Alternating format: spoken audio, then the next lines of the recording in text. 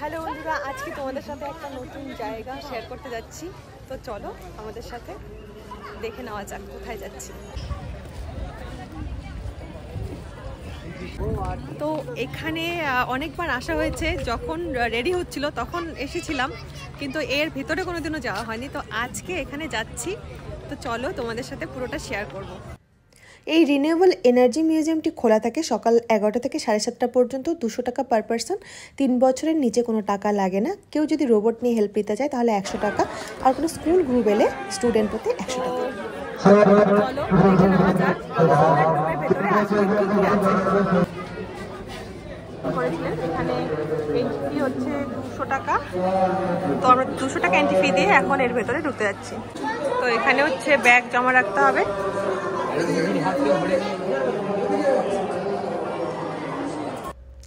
ঢুকেই ডান দিকে রয়েছে নিশান কোম্পানির বানানো একটি ইলেকট্রিক কার। এই কারটি সম্পূর্ণরূপে সোলার সিস্টেম দিয়ে তৈরি। ডান সাইডে একটি রোবট দাঁড়িয়ে আছে। এই রোবটটির কাছে গেলে আপনাকে সবার আগে ওয়েলকাম জানাবে, তারপর এই কারটি সম্পর্কে ডিটেলস আপনাকে বলবে। এই রোবটটির পাশে আরেকটি রোবট রয়েছে, চাইলে আপনারা রোবটের হেল্প নিয়ে পুরো বিল্ডিং ঘুরে দেখতে পারেন। প্রত্যেকটি ফ্লোরে সাদা একটি লাইন রয়েছে, সেই লাইন বরাবর যাবে এবং আসবে। এখানে খুব সুন্দরভাবে এক্সপ্লেইন করা রয়েছে হিস্ট্রি অফ এনার্জি, কিভাবে আমরা বছরের পর বছর এনার্জিগুলো ইউটিলাইজ করেছি। খুব সুন্দরভাবে এখানে আলোচনা করা রয়েছে। আর এখানে সূর্যটিকেও কিন্তু ভীষণ সুন্দরভাবে এখানে বানিয়েছে। পুরো বিল্ডিংটিকে L0 থেকে L6 এই 6টি ভাগে বিভক্ত করেছে।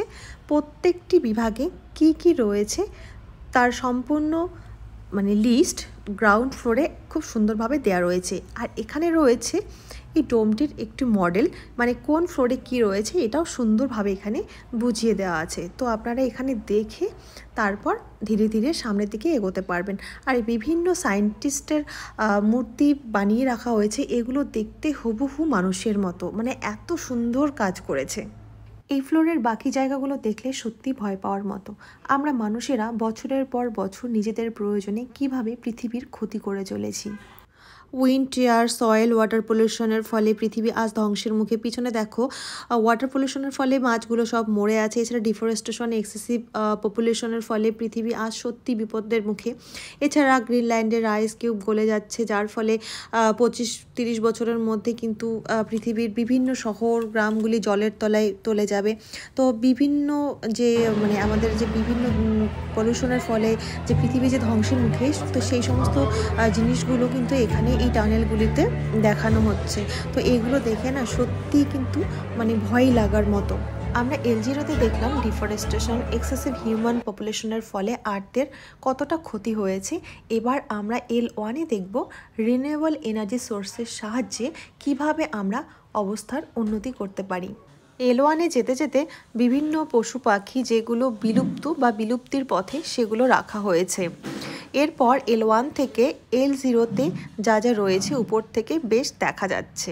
এখন আমরা L1-এ উঠে L0 দেখতে পাচ্ছি, কখন আমরা উপরে উঠে গেছি বুঝতে পারিনি। এছাড়া বিভিন্ন কালজয়ী সায়েন্টিস্টের মূর্তি রাখা রয়েছে। এখন আমরা দেখব কিভাবে রিনিউয়েবল এনার্জি সোর্সের মাধ্যমে আমরা কিন্তু অবস্থার উন্নতি করতে পারি। এখানে দেখানো হয়েছে কিভাবে জলবিদ্যুৎ তৈরি করা হয়। এছাড়া জোয়ার ভাটার সময়ও যেভাবে বিদ্যুৎ উৎপন্ন হয়, প্রত্যেকটি মডেলের সাহায্যে খুব সুন্দরভাবে এখানে বুঝিয়ে দেওয়া হয়েছে। এছাড়া বায়ু থেকে কিভাবে শক্তি উৎপন্ন হয়, কিভাবে জিওথার্মাল এনার্জি জেনারেট করা হয়, সমস্ত মডিউলের সাহায্যে খুব সুন্দরভাবে এখানে বোঝানো হয়েছে। আমরা নেক্সট লেভেলে দেখব কিভাবে আমরা শহরে থেকে এনার্জি সেভ করতে পারি, স্মার্ট সিটির সাথে সাথে একটা উজ্জ্বল ভবিষ্যৎ গড়ে তুলতে পারি। এখানে একটা স্মার্ট সিটির মডেল দেখানো হচ্ছে। আমাদের ফিউচার ওয়ার্ল্ড এরকম হতে চলেছে। এত সুন্দর বিল্ডিং এর উপরে একদম সবুজ থাকবে। তো ফাইনালি আমরা সোলার ডোম দেখে নিলাম। এখানে 6টা ফ্লোর আছে। 6টা ফ্লোর কী করে এত উপরে উঠে গেলাম সত্যি বুঝতে পারলাম না। আর একদম উপরে এখানে রয়েছে ফুড জোন। তো এইভাবেই আমাদের সোলার ডোম দেখা কমপ্লিট হয়ে গেল। তো তোমরা যারা সোলার ডোমে যাবে অবশ্যই হাতের সময় নিয়ে যাবে। এই জায়গাটিতে না তাড়াহুড়ো করে দেখার মতো নয়, খুব সময় নিয়ে ধীর স্থির বুঝে বুঝে দেখার মতো একটা জায়গা। এটা হচ্ছে ইন্ডিয়ার প্রথম সোলার ডোম, যেটা কলকাতা ইকো পার্কে অবস্থিত। টাটা।